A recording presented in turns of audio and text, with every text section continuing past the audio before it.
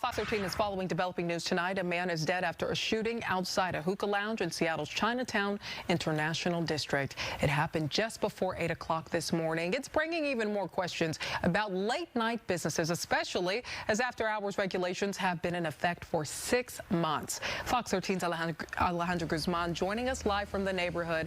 And Ali, police are still looking for the shooter.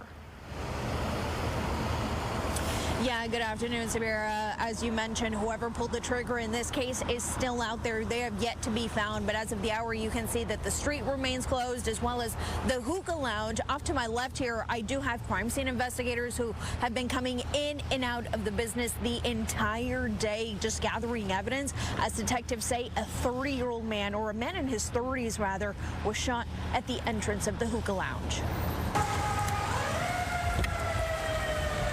Seattle police says the shooter walked up to the front steps of Evangadi Hookah Lounge Monday morning and fired several rounds into the doorway.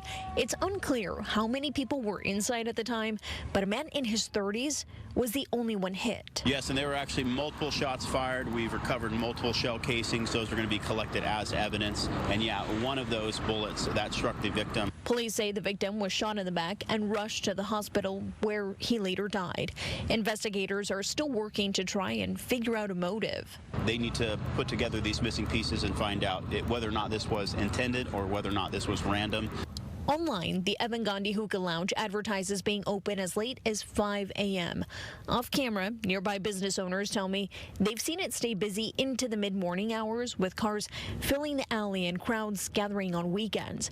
The deadly shooting comes 6 months after the city began enforcing new after-hour regulations aimed at reducing violence at overnight venues.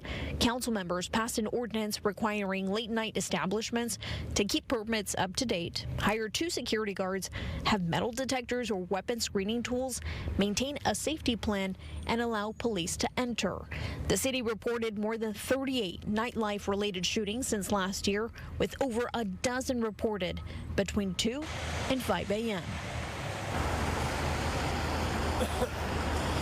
Now, detectives say that anytime that there is a shooting at a hookah bar or any other late-night establishment, SPD does come out, review the business for violations. If there are any, command staff will then follow up with the business. But in the meantime, we know that the victim has yet to be identified, and SPD is urging anyone with information to come forward. In the CID, I'm Alejandra Guzman.